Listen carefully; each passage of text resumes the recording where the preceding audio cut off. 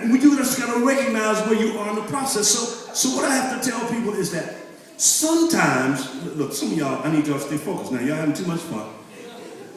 Sometimes you got to recognize that some things that are abnormal or not abnormal, they're just a part of the process.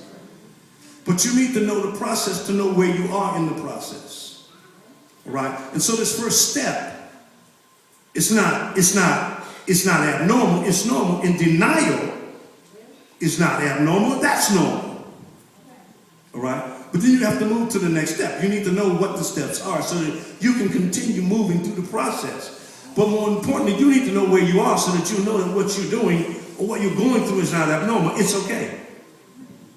And it's important for folk that will address you to understand that. Then that way, like Christ, they're not too hard because they understand and they realize that the situation needs to be dealt with compassionately. I don't expect people to accept change readily, and yet change is the only constant that we have.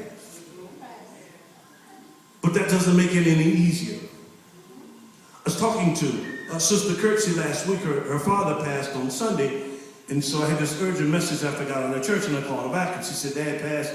And I said, well, let me offer my condolences. And she said, well, yeah, we kind of expected it. And I had to remind her that even though you expected it, it didn't make it any easier. It's still your father. All right? It's still your father. And I don't think sometimes that we need to try to be too cavalier with the scriptures, with other people. Because when I lose somebody close to me, whether I expect it or not, I hurt. But I've also learned to grieve through other processes as well. I don't know when the last time I've cried as hard as I cried